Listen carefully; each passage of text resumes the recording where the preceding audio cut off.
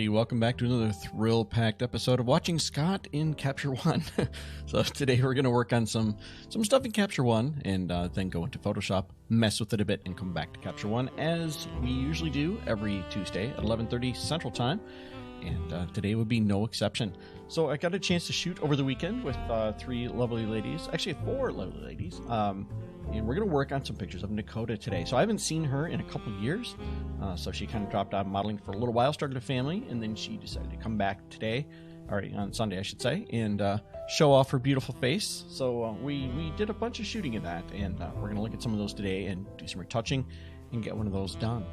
So in the meantime, as usual, we'll chat about what we're doing about at the same time, kind of talk about what's going on in the world today in the photography universe. So coming up soon is the Project Obscura, which is H&H Photo Lab, which is the lab that I use for most of my stuff. And they are sponsoring an event in Kansas City. So I'll be in Kansas City right around the first of the month, I think is when that happens. And so we'll be there, about 200 to 300 people in some random location shooting a bunch of stuff. So it's interesting because it's kind of a MacGyver type of an event, meaning we really don't know what we're going to be walking into, and that's part of the fun, is to quickly come up with something that's going to work for that large group of people, separated into four different speakers. You've got Meredith Rencards, you've got Sal Sincata, who's there? Michael's there, and I'm trying to think of who the other speaker is. But anyway, so there's going to be, I guess, 5 speakers, and we're going to take that group of people and separate it out, and then we're going to work through whatever scenario we're given, the environment and so on. And last time we did that in the Nevada desert, it was a really good time. So we're going to kind of do that again. So anyway, we're going to work on pictures of Dakota today. Now, I have not culled these, so I thought we'd do that together, just to kind of give you an idea of how I cull things in Capture One. Now, the first thing I did is I went through and I found all the pictures of Dakota throughout the entire set, and I basically created a job identifier. You could just select the images you want and then just drag them down into the job identifier, and then you can use, obviously, the plus sign to create new ones, what have you. This is useful because all of my process recipes use the job identifier so that when I export these to Dropbox, they go to the right person. This way, if there's 15 different customers in one session, it doesn't matter if I select all of them and hit process, they'll all go into the right bucket. So I love this job identifier thing. I think it's really great. So Dakota has a really beautiful face, and there's a lot to love about it, but her lips are just amazing. So I kind of wanted to play with one of those, and I don't know if we're going to do that today or not, but that was my strategy behind these oddly cropped images. You're like, what is this guy thinking right here?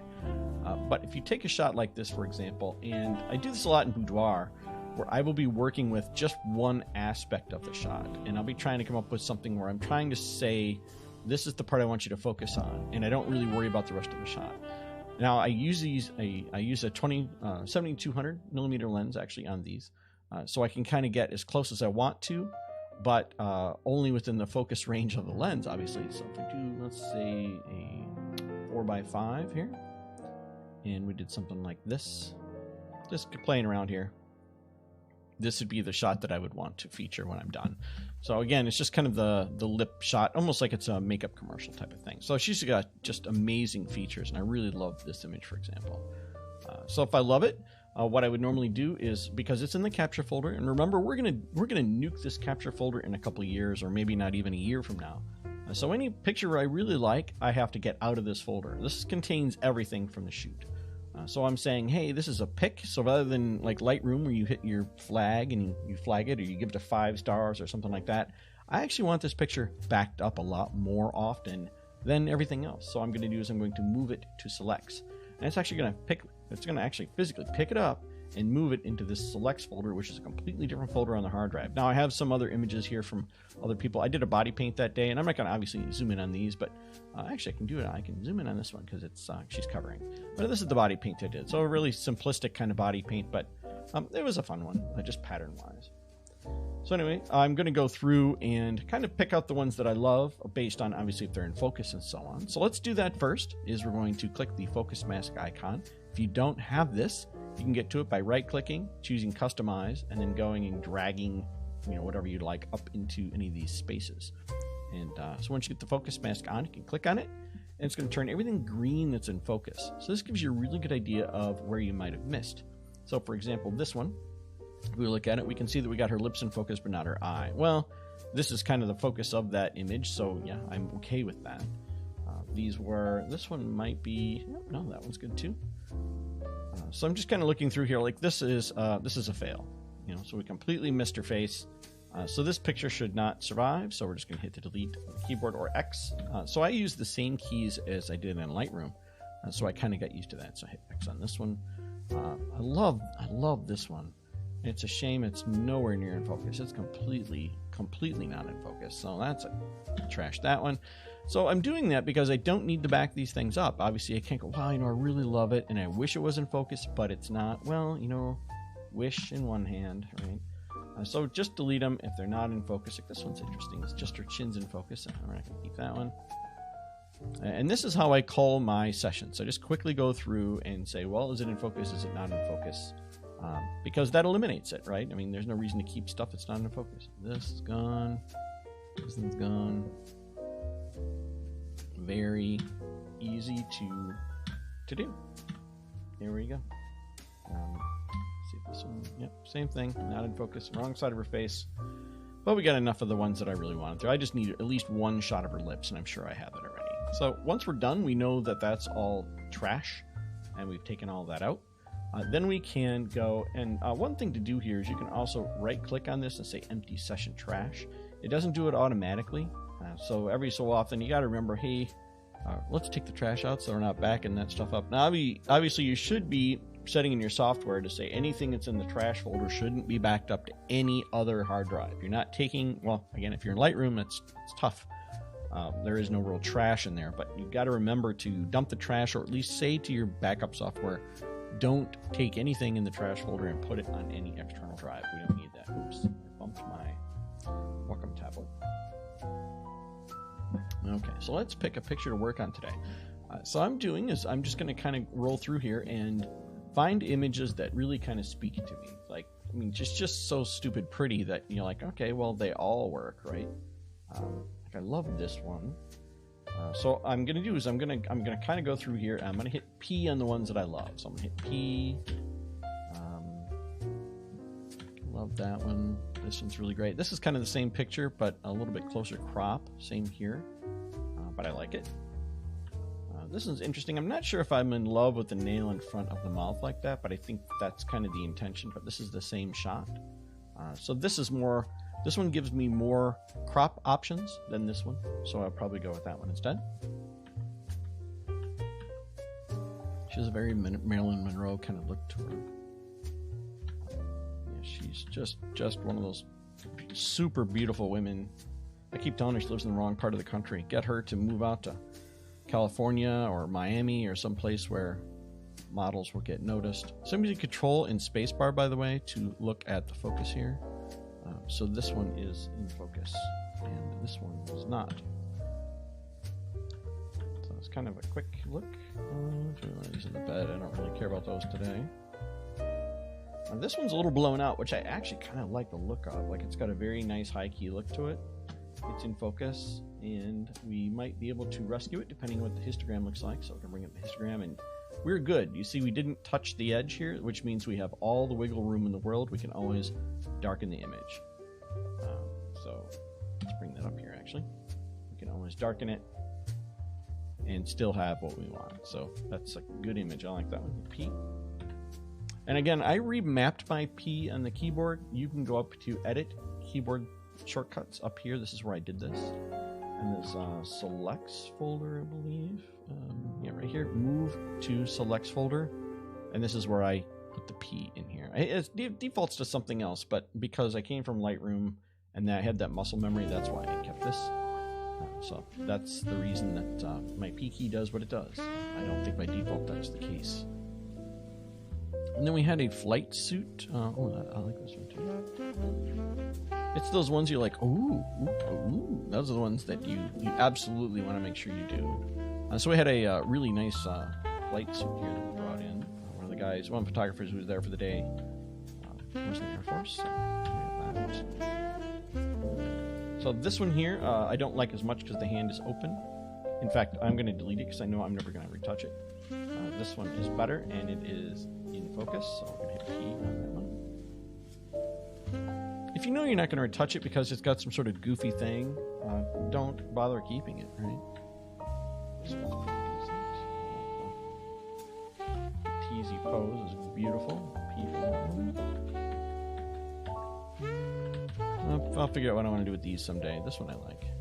This is what I'm looking for.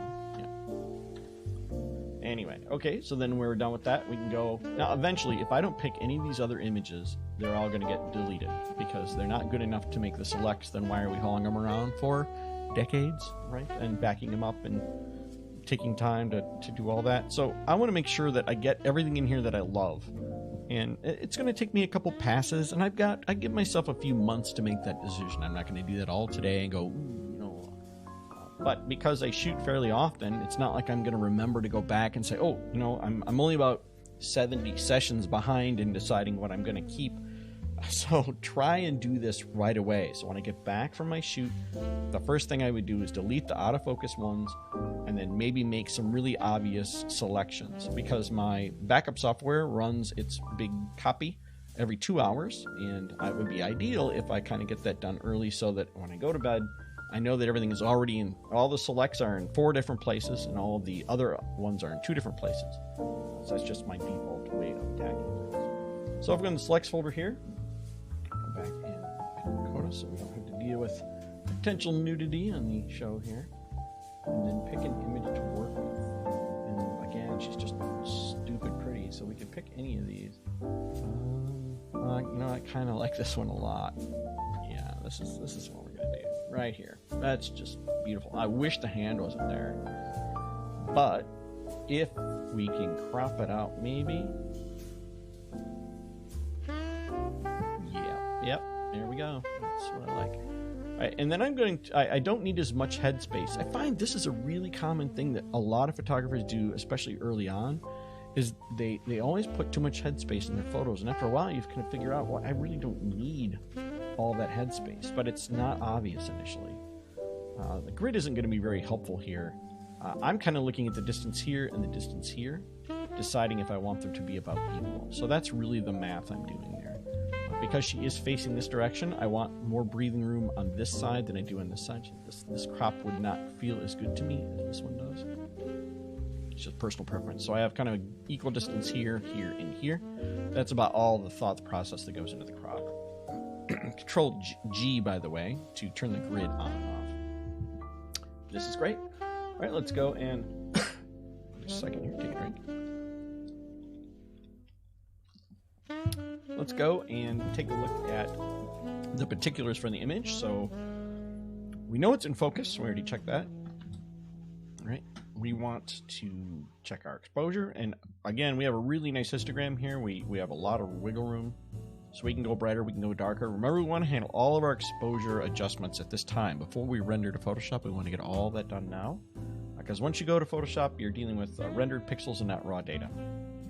But I don't really want to adjust things like contrast or things like that. I'm going to save that for after we come back from Photoshop and we can make final decisions on the look, because I may, like for instance in Photoshop, I'm going to retouch the skin for sure, and then I'm probably going to add a texture, but I haven't made decisions on whether I want the image to be warm or cold.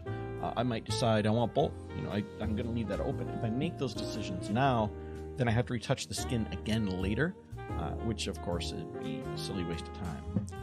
So looking at other things like the black, it would be kind of in the eyes here and a bit of the shadows. So more or less this slider. We're making obviously a little bit higher key image here. Don't be afraid to use this slider either. A lot of people assume it can only go this way. You can actually increase this upper end here by pushing on this.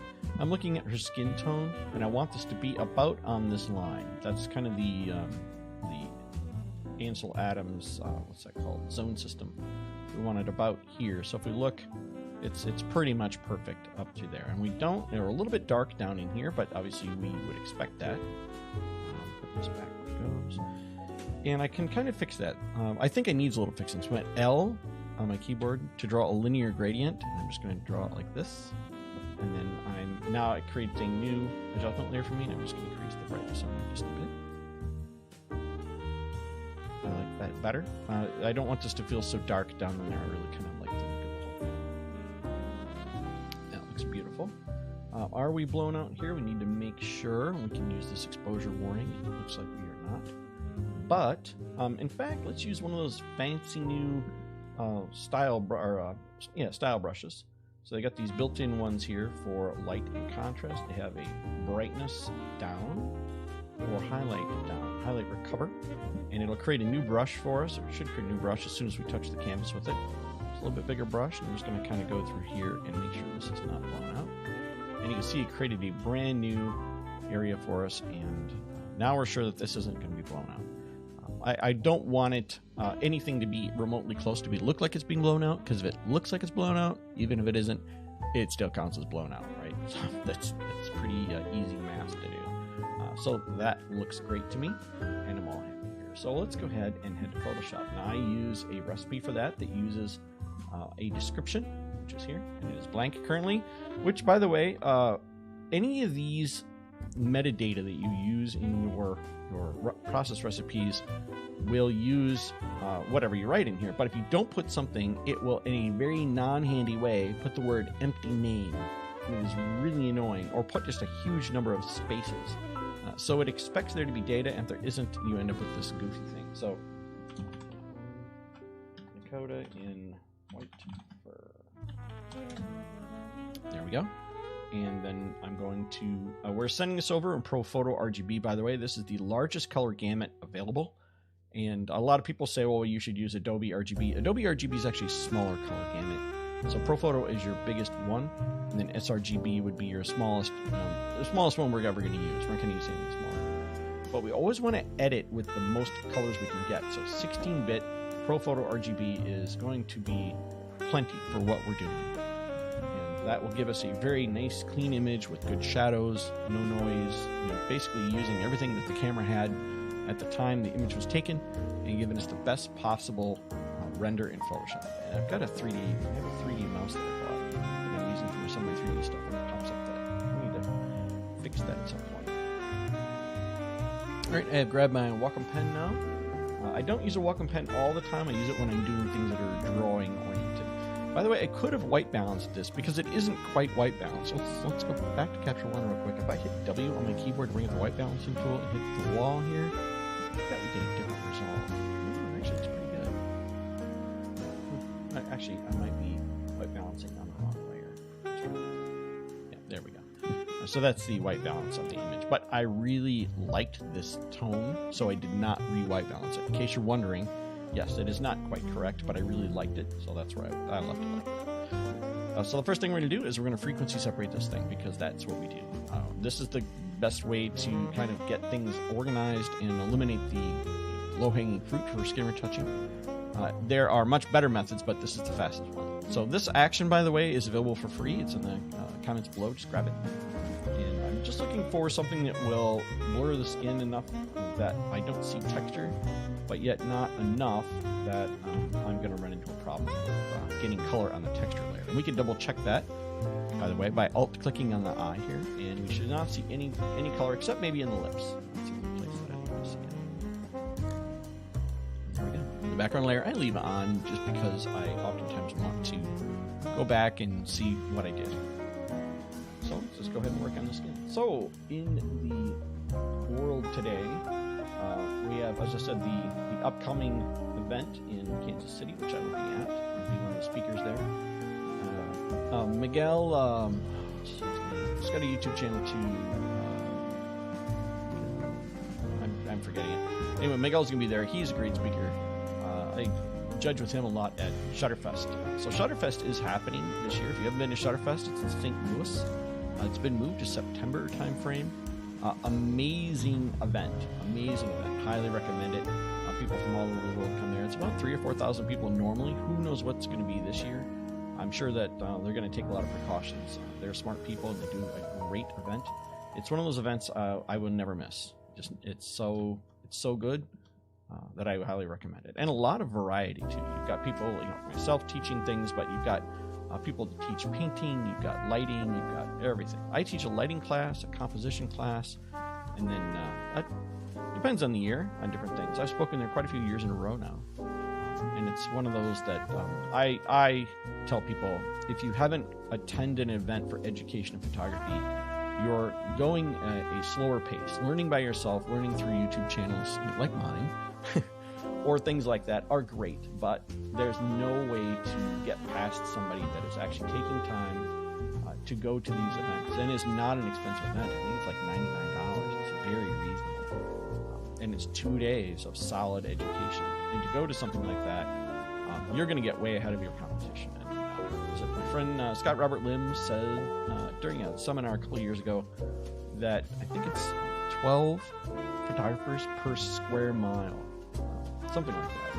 When you think about all the moms you know with cameras, maybe you're a mom with a camera yourself, and that's how you started out, and now you're like, hey, I'm not just going to take pictures of my kid, I'm going to take pictures of your kid too. And there's nothing wrong with that. That's actually how a lot of people get started. There's some specific area of interest that draws them into this industry, and then they kind of run with it. And I think that's great. That's obviously why we do what we do.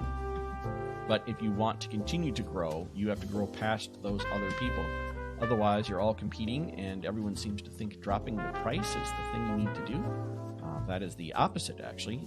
The bottom end, the race to the bottom, as we call it, is where the most demanding customers live. So if you really want a lot of work for a little bit of money, just keep dropping your price, because you'll find the people that really demand the most from you. They want weekend time. They want you after hours. They want every picture retouched. They want every raw picture. They want everything, and they're always at the lower end. Where you get those higher-end clients that say, hey, we love what you do. You make great art. Here's a check for $5,000. We'd love those 10 pictures of our daughter. And that's the kind of client that everybody wants, but you can't get there if you keep dropping your prices, right? Now, you have to price yourself appropriately. If you're new to this game and you're not the world's greatest photographer at lighting, or you're not the greatest person at post-production, then you need to fix that, because they obviously you need to get your prices up, and you can't do that if your skill set doesn't match what you're creating. So there's that to be said. Anyway, so that's my 2 cents on the thing. But anyway, Shutterfest, highly recommend the event. And as I said, I will be there again this year. Great group of people. Miguel Quiles, that's his name. He has a YouTube channel as well. More photography oriented and a lot less post-production oriented, but well worth your time. Okay, I'm done with that. That's just the low level. Let's do the high layer, which takes a lot less time. She's just got perfect skin. She is a hairstylist and always does this amazing look. Make sure we're right there. And if you ever see this, by the way, it means that this is set to something other than current layer. Super common.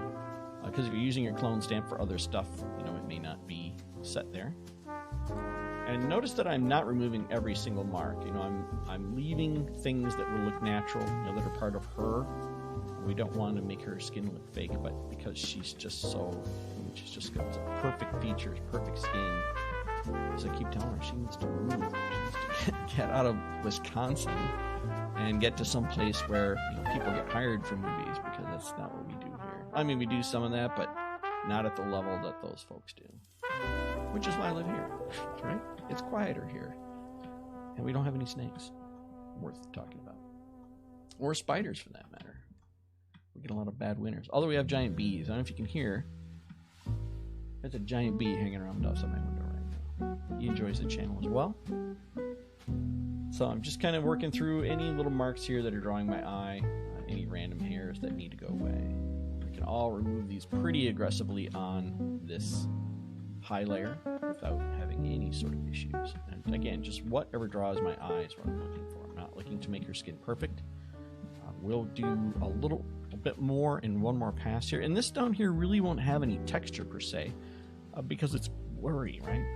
If it's blurry, then that's not really going to appear in the texture layer. Right, that looks perfect. Right, that's done. And we could put this away. What I want to do is I'm going to go ahead and do a dodge and burn with this next. And that's another action.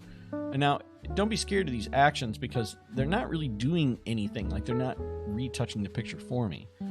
They just do things. So I have an overlay here. This is her eyes, more or less. I should actually call it eyes. That's the only reason we ever use this one layer. And if there are no eyes, I just delete it. Global dodge and burn is more of an artistic thing. We'll do that last. And then here we have just a simple curve that's up, and we turned it black so we don't see it right away, and then a simple curve that's down. These are our dodge and burn. So anything we draw on this layer with a white pen will be brighter. Anything we draw on this will be darker. It's that easy. That's all we're doing. But what are we doing with that? Well, we're going to go through and change any values of these things that don't look quite right. How do we see that? Well, I mean, you can see it now, but I think that you can do it faster if you use some help. And that's what I do here. I have a bunch of these random layers that I've created. Let me get rid of these. Let's use this one. This is just a gray solid color adjustment layer. So it's just this set to gray, and it just makes the image black and white. That's all it does. And then this is just a curve, and the curve can do anything. And I'm going to use this to really mess her up so I can see what I'm working on. That's all I'm doing with it. And you'll see in a second why this is useful. It's a very powerful technique in my mind. And I'm going to go up here, and I see just looking for islands of blotchiness. I'm going to use mostly the lighten. Just my propensity. I'm using a low flow. I'm just going to go through and brighten up any areas that I see. That's easy. So has everybody put an NFT out there yet? Have you played with that? We talked about that last time, and I actually did an article in Shutter Magazine that's available this month that talks about NFTs and getting started, and I'll probably do a whole video on that if you folks would be interested in it. I've sold a few so far, and I haven't really kind of done the full court press for marketing on them yet. I've been busy working on other stuff. I have a bunch of product projects actually coming in. So I shoot product. I don't really talk about that much on this channel here because I'm known for doing portraiture, and you don't want to kind of confuse people, but I do a lot of product stuff. So a lot of that is in 3D as well because it's stuff that doesn't yet exist. And you still need product shots for your boxes that are going to go to Target and Walmart and all that kind of stuff. So I'm doing a lot of that. Let's make sure none of that is showing up in the shot here. That's a lot of little hairs that are in here. And if we don't like that, again, we still have this down here. So we can go through and make sure that all this stuff isn't going to show up. Yeah, we still have all the features of our dodge and burn are still available over the top of this frequency separation. So if we back and turn this on again, you can see this looks a lot better. But we still have a little bit of dodging and burning to do here. Brush. Kind of make this all look homogeneous. Again, if you can't see what I'm doing, I'm just torque on this layer until you see it. You can be able to see those islands of color, or I would say color, value. So you have value, hue, and you have saturation. Those are your three magical worlds. So I'm just trying to make this look like it's a lot more even. And then if it's too bright, you use this one to kind of darken it until you get a good look. This removes a lot of that blotchiness that occurs in skin. And you don't really notice it until after you're done with this step, and you're like, wow, that made a huge difference. It's just mind-blowing how much this step can do to a portrait. Yes, it does take time. And again, that's one of those things we're talking about differentiating yourself in the market today. Now, if you're a photographer and you're looking for that quick fix, you're just going to apply a filter, well, that's Instagram, isn't it? So now every kid with a camera is your competition. So if you find yourself losing business to high school senior pictures, for example, that you're losing to other kids with cameras that are their phones because they're using filters, well, you're competing with those people by looking for the quick way out. So I would tell you that there is benefit to some of these longer methods, and that not everybody's going to take the time to do them. And again, if you're differentiating yourself in this manner, you can differentiate yourself in price as well, can't you? So don't shun this stuff. Look at it as just a completely different product. So I mean, I have those products that don't have a lot of retouching done to them as well, and those are available. They're not as expensive as these, but I'm not really known for that. So I'm trying to push this higher end product to my market, to those people who come to me, and they come to me for it. They don't come to me for quick, instant Instagram looking kind of pictures. They come to me for the more refined imagery. And that's just market position more than anything else. Yeah, so if you're enjoying the stream so far and you've hung with me, if you click that like button, that would be greatly its way of clapping. That lets other people know, hey, there's something going on over here, and it isn't terrible. So I appreciate that. If you have any questions or comments, witticisms, criticisms, heresies, or fallacies, what we're talking about here, feel free to throw that in the chat. I am just retouching, talking to myself right now, which is fine. I thought that this was a service that I could provide to photographers out there by having a channel that's kind of devoted to this type of thing. I think there's enough channels out there that do the photography part of it, but not so much that focus on trying to get the finishing touches done. That's the part of this I think it's just as important, at least to me, is to make sure that, if I've already captured the image as well as I can, are there other things that I'm missing that I can do to really kind of polish it up? You can see here we have this area here has a lot of stuff to play with. This needs to all be evened out a bit. And again, we're not looking to change it. We're just trying to make it look like its neighbor, in that we have a nice smooth transition from this brighter area to the darker area. That's all we're looking to do here.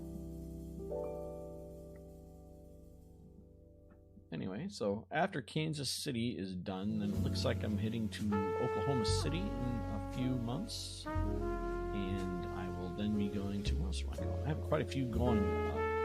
The conference is coming back up again now that the conference season is rolling along. We obviously took a break from it because of the pandemic. Now you see here there's some texture in here that's not quite accounted for. We're going to go back and use our texture from our frequency separation here to make sure the textures all look homogeneous. We don't want to have areas with a lot of texture and next to areas with no texture. And I don't want to have a perfectly smooth skin. I want everything to look like it's supposed to. And we don't want to have these abrupt changes. We don't want to have the same mark repeated everywhere. We're just trying to make it look so that it looks even, right? This looks a lot more even. We don't want it perfect because it will look good enough. Remember, we're under this huge curve, the influence of this huge curve right now. And that is causing this to be a lot more aggressive than when we don't have that on. So once we turn that curve off, you're going to see this is a lot easier to look at, and you're going, wow, your skin looks really good, because it looks really good under this huge curve. It'll look really good without that curve. So we're just doing those little changes here. So any of these little marks that jump out to you, just brighten them up just a little bit. And again, you don't have to do them all, and you also don't want to get in too close on this one. If you're in too close, you're going to find that you're making a career out of removing one of the marks from her cheek, and you're too far. You can also do this more than one time. Frequency separation is a lossless process, so you can do it more than once. If your frequency separation action is not lossless, then it is not a frequency separation action. It's doing something different. So just be aware that not all these processes that people tout are the same thing. There's a lot of these panels that are out there, and some of them are very good. They're just cutting the corners and doing saving you time. And again, time savings is important. I think people ask me, what's the definition of a professional photographer? And they're oftentimes like, well, do you use manual mode? Yeah, that's how you're a professional photographer. And I completely disagree with that. I use aperture priority mode just as often as I use manual mode. There's times when changing light conditions just make it more efficient. And really, I think that's what it comes down to, is how efficient are you at capturing the images that you need to accomplish the project. That's a professional photographer. If you have to fiddle with the camera and go back and forth and move your light, and you're just having trouble getting that image because you're not understanding what you're dealing with, or you're having trouble, you're learning on the go, that's not the optimal situation. So I'd say a professional photographer is somebody who can get from point A to point B efficiently. And that's the definition that I like to use. So I can get in there and I can light a scene, I can get in here and I can retouch this picture, and I can do it quickly, I can do it efficiently, and the result will be very nice. And that, then I would say that I'm a professional photographer. It doesn't mean that I make a living from photography full time, although that is what I do. There are plenty of people who are super talented, who are able to get in there and do that, but this isn't their full-time job. But I would still call those people professional photographers. If they're able to capture what it is that they want, their vision, and they do it quickly and efficiently, I would call that person a professional. You may or may not agree with that definition, but that's the one that I use when I'm looking at someone and they're saying, well, I'm a professional photographer. Well, okay, what do you do for lighting? Well, I just use the sun. Okay, I mean, that's fine, but that's also limiting, right? You are a light-limited photographer at that point. What kind of gets me is when people use that as bragging rights. Like, well, I'm a natural light photographer, and you are not a natural light photographer, so you're not as good. And I'm like, well, I use natural light as well, but there are times when natural light just doesn't do it. I need that extra punch. And again, it all comes back to why. It comes back to because I don't want my stuff to look like everyone else's stuff. And everyone has access to the sun. And in most cases, you're going to find that a lot of natural light stuff looks very similar unless you're going to some extreme in post-production, which is great. You're doing something different with posing. You have a certain look that you go for, like you're going for more of a boho type look, or you have a certain segment of the market that you really appreciate or like, and they like your stuff. That's all great. But for people that are just regular people with a camera, I think you're going to find that you have to differentiate yourself, and getting lighting down is a pretty easy way to do it, because you're eliminating all those people who are just cell phone photographers from being your competition. And you may not like my words. You may go, well, that's just horrible. He's punching me in what I do.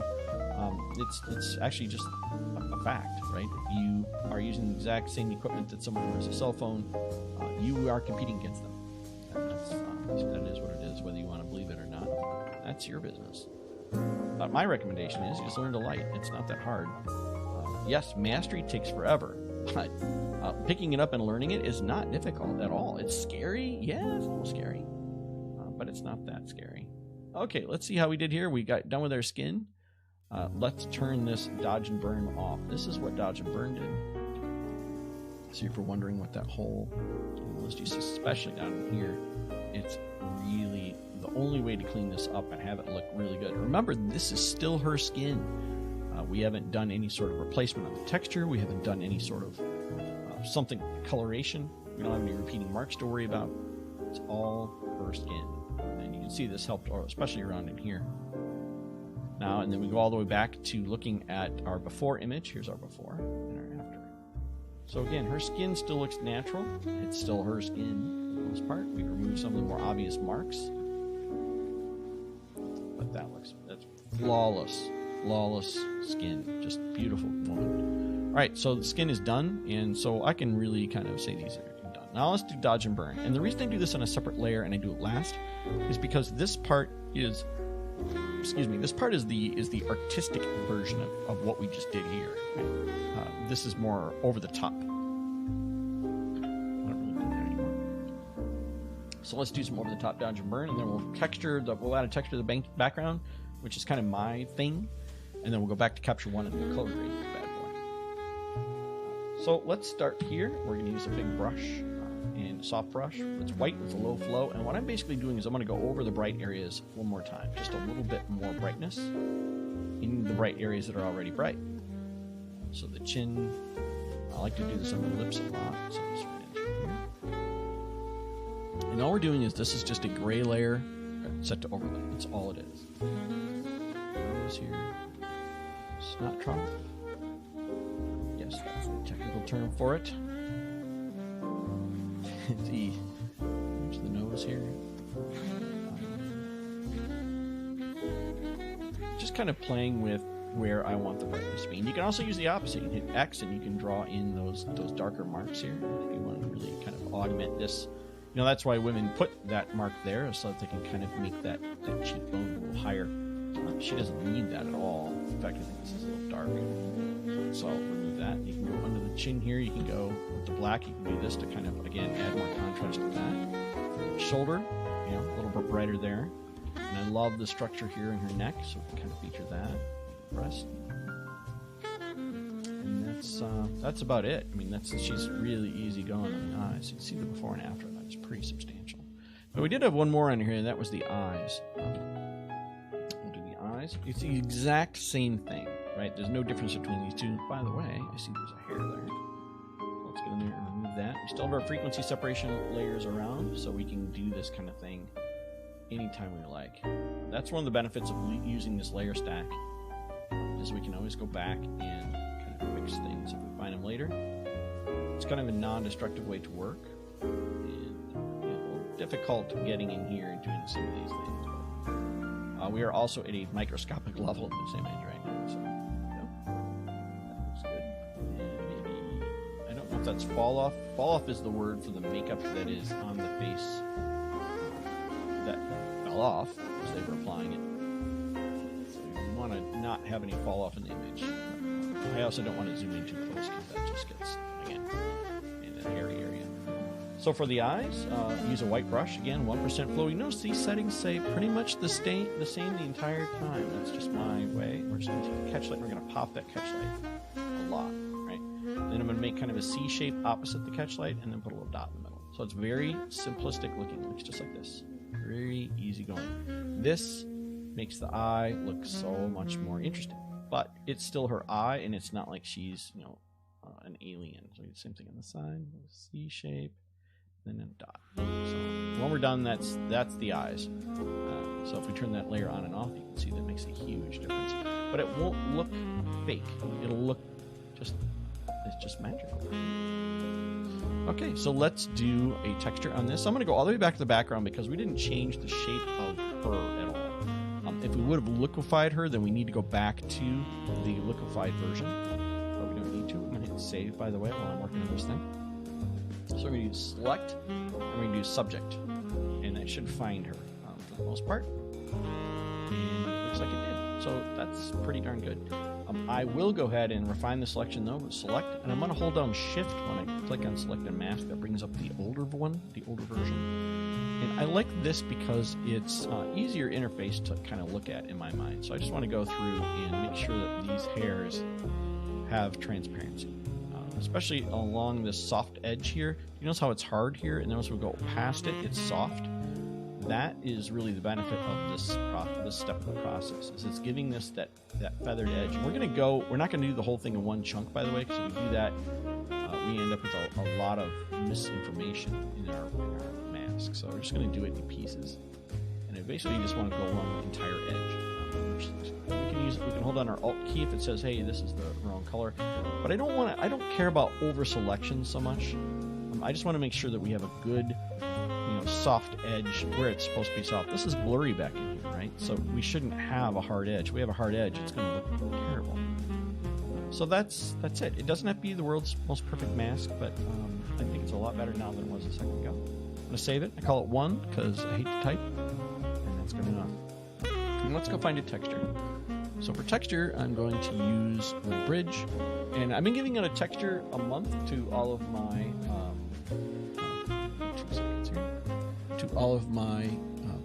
channel patrons here. So if you belong to this channel, you're going to get a free texture every month, and you have access to all the past textures. So I have not given up the texture yet this month. I'm actually working on a new one that I want to give out. So it's not quite done yet. I'm having some of my own arguments with myself. Here's the one from last month.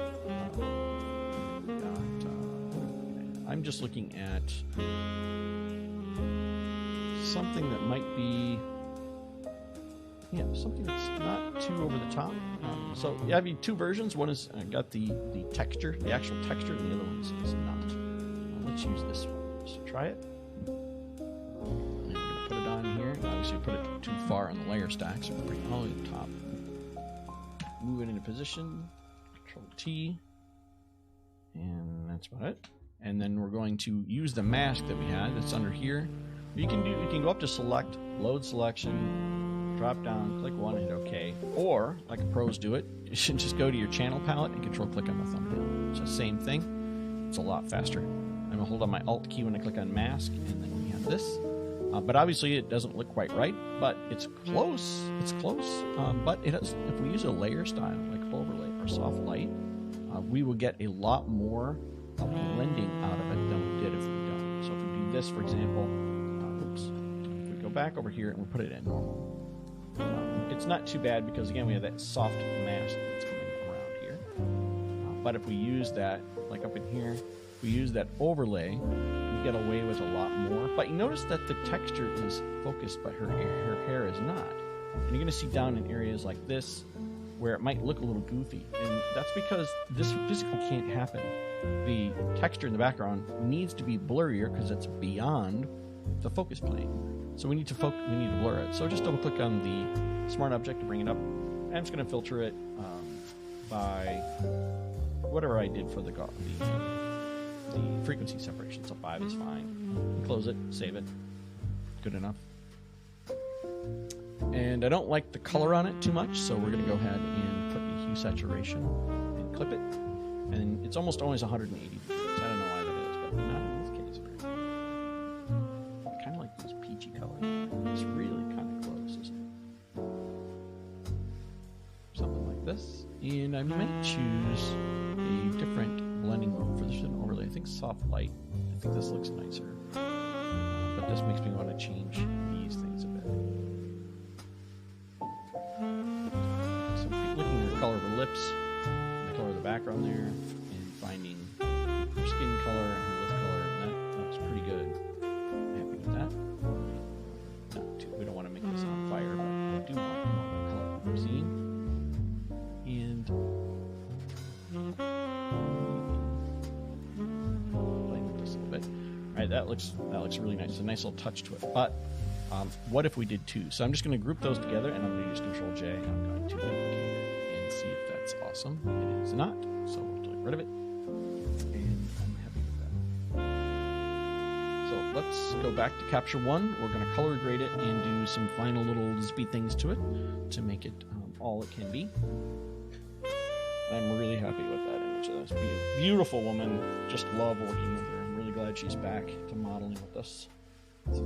Couldn't be happier.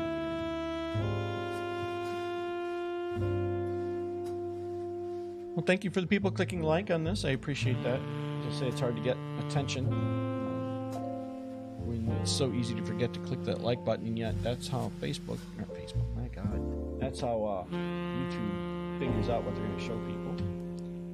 So we've got here, we Capture One to load her up. All right, so let's get to retouching here. So we go back to this. We can't use exposure anymore. This doesn't really do what it used to do. So we don't play with that, but we can play with brightness if we want to. So brightness, you can bring it down if you want something moodier, but I really like the high key feel here. So we're going to push this up a bit, I think. Same with the shadow. If there's anything in here that's shadowy oriented, like her eye, looks like her eye in the other side of her face as well, but not too much, just a bit. White is making a train wreck of things, and black will not do much of anything anymore because we don't really have any black left in our image. So this is really kind of what I'm going to end with there. And let's do some color grading.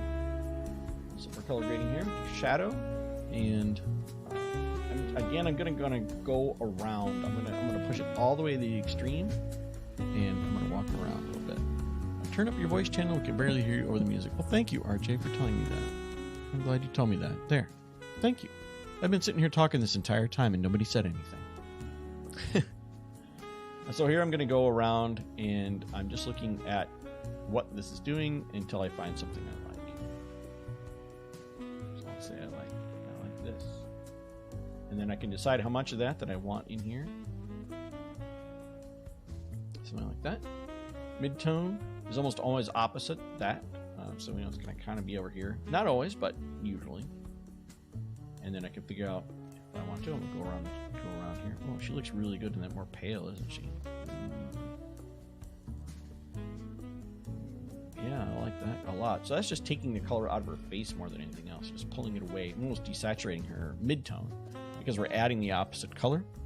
So that's, I'm liking that quite a bit right there. Highlight. Usually don't play with highlight because it does weird things, but you could make this look a little more pin-uppy and colorized if you wanted to. Maybe a little bit this time. It's not too shabby.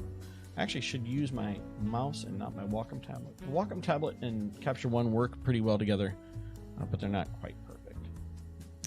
And then master here would be the final tone for the entire image. And usually I like it a little warmer, but maybe a little bit something like this. Everyone decides to message me at once.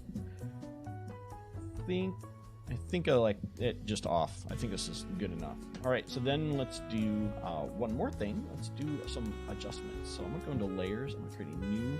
Actually, I don't even have to because I created one of those new fancy adjustment brushes. I created a custom one for her eyes. So let's go play with her eyes. So we're going to zoom in here. Still can't do scrubby zooms inside of Capture One, which I wish we could, but we can't. So small brush, and what I'm going to do here is I'm just going to go across the lashes here. Okay. If you look at my mask, it looks like this. So just across the lashes, and then just the iris here. So that's all I'm doing here. Just a quick mask there, and then in the iris. And all this is doing is adding a little bit of clarity. That should be it. So barely there kind of thing. In fact, I don't really think it took much of anything there. Let's do one more press it. Yeah, there we go. Mask is really on fire now. And what I'm looking for here is a little bit of clarity. And I usually use this classic just for this part. And a little tiny bit of structure. I don't know why that didn't preset. I must have done something incorrect when I did that. So that's the eyes, and then I want to do one more, and I'm going to do that for the hair and maybe for the fur here. So I'm going to go back to my adjustment brushes. I have one here for hair details. Bigger brush. And I'm just going to brush it into her hair here. And you can see that one actually worked. So it created a hair details layer like it was supposed to the first time. And just kind of do this. And all this is doing again is just clarity. It's just a clarity. There's nothing magical to it. It's punch set to these settings. It's very easy. And I did it every time manually, but you know, since we have this new fangled adjustment brush thing, we can go through and use it. I don't like it in here. I think this is too much. But I do like it in some of these places here. Maybe feature it a bit like that. There you go. And then I think that's good. I think I'm really happy with that. So then I would go through here. I apply my metadata preset for all my copyright information and all that kind of stuff. You can see that we already have our job identifier is all set. So when I go and use any of these client, so we're going to file it with the Copyright Office here, and then we're going to go through and put a full-size print into her Dropbox. That's for me, not for her. That's if I want to print it. And then I'm going to send her a social media copy, and this has a watermark on it. So I got to find the watermark, and it's a white one. We're probably going to want... Oh, the white one might work, actually. Think about it. Turn the opacity way up on it so I can see it. And move it around somewhere. So maybe a white watermark like right there. Something like that. That's nice. Barely see it, but yet it's there. This is the 8x10 print, which sometimes I give to people. And then I have one more that is missing. Portfolio. It's here. That's for me, my portfolio. And I am again going to use the white watermark. Put it in about the same space. I like my watermark to be available if you want to find it, but I don't want your eye to be drawn to it. That's kind of my secret to that. And I will put a printable version in my general Dropbox for printing, and probably not do this one. So that's it. And then I'll just hit process, and that's it. So now we have finished the first of our Nakota images. So sorry the music was too loud. Nobody said anything. So I hope you guys can hear me in the end of that. Otherwise, it was me just chatting. So prattling along. Anyway, that's all I've got for this week. I may do another video later in the week as I'm still working on my print competition image with the wings. If you haven't watched the first one of those, that is a 3D image. So it's using ZBrush, it's using Blender, and we're going to use Photoshop in the end. That is quite the project. I've got probably 30 hours into that already, so I've got a little bit farther to go. But if you're interested, that is a really neat, let's say, a departure from standard photography into kind of the realm of mixing the two together, 3D and photography, which I really love. Great combination of things. Anyway, that's all I got for this week. Everybody, take care, stay safe, and I will catch you next time.